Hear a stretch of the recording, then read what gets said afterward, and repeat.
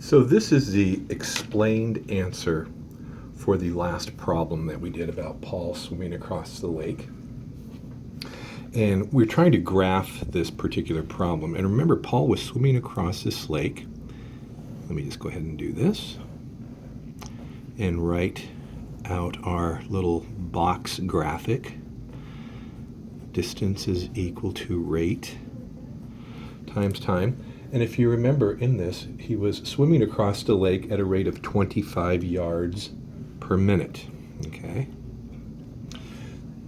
To a spot where he left his canoe. And then he paddled back to his starting point along a straight course, basically the same place, along the same route rather, at 75 yards per minute.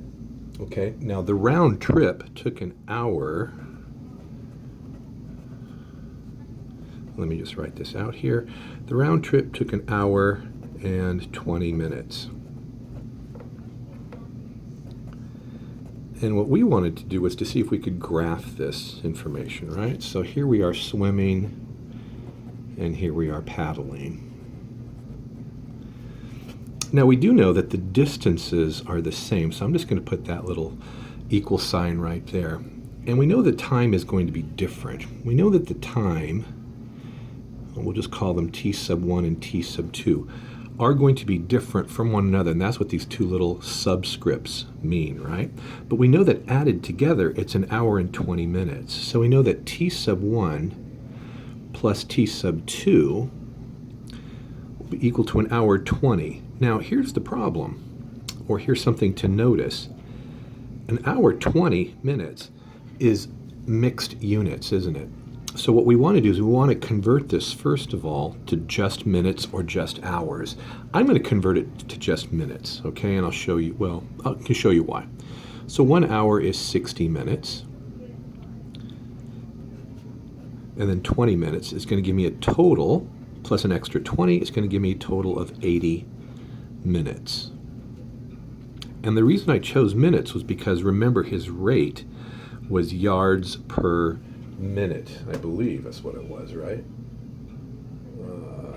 Yes, it was at a rate of yards per minute, okay? So that's why we wanted to change this from yards to minutes over here.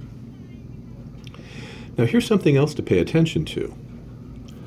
We've got two variables in this problem, and we really want one variable. I know they're both t's, but there's t sub 1 and t sub 2, which means they're two different variables. So let's just pretend we're going to use just t sub 1, okay?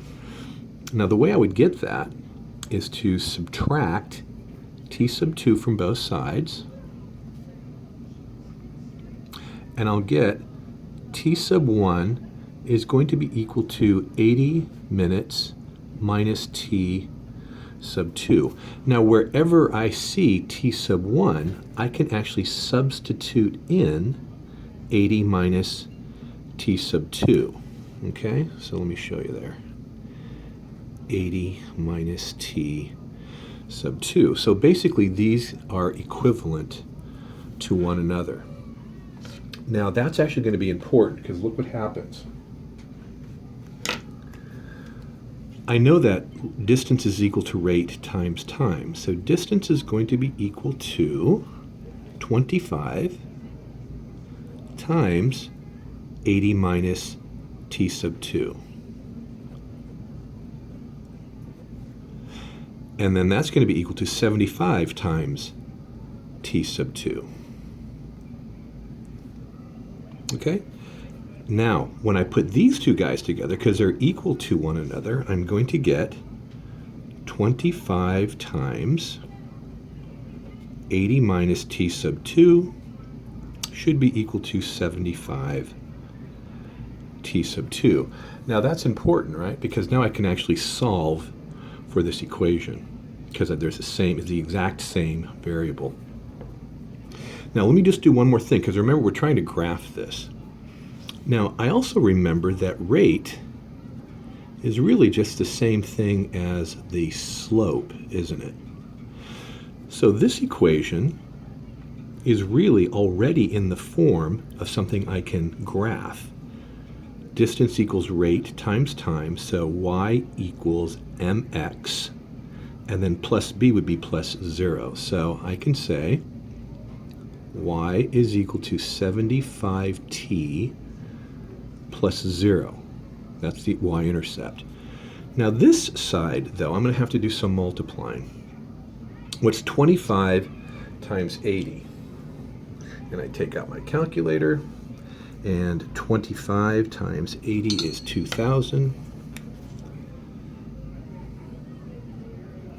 Minus 25 t sub 2. Okay?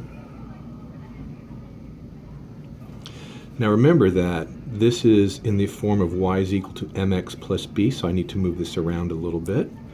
I'm going to say y is equal to 2,000 minus 25 t2, but let's add the opposite. And commutative property, I can switch those around. 25 t sub 2 plus 2,000 is equal to y. New y-intercept, new rate, which is negative, which means it's going down. Downward slope, this is a positive slope. Now I can solve it this way, but I'm going to graph it using these two equations, okay? Now let me just solve this. I get 2,000. Let's add 25t to both sides. Divide both sides by 100. Let me just use my Roman numerals here so I keep track of things. Divide that there, subtract out, I get 20 is equal to t sub 2. Okay? Plug that back in there and I'll be able to find out what my distance is. That's 20 minutes. And plug it back into here and I'll figure out what my time is for t sub 1. But again, remember I'm doing this. Graphing. Okay? Remember the x-axis is always time. Y-axis is always distance. Okay? So I'm going to have a intercept of 2,000, so let's make that 500, 1,000, 1,500, 2,000. So I went up by 500s. There's that. These would be minutes, so I'm going to just go minutes down here. 1, 2, 3, 4, 5, 6, 7, 8, 9, 10, 11, 12, 13, 14, 15, 16, 17, 18, 19, 20, 21, 22, 23, etc., etc. So this one will go this way.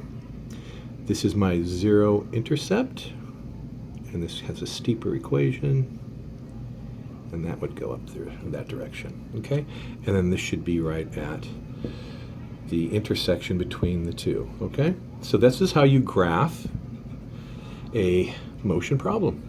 I hope that was helpful.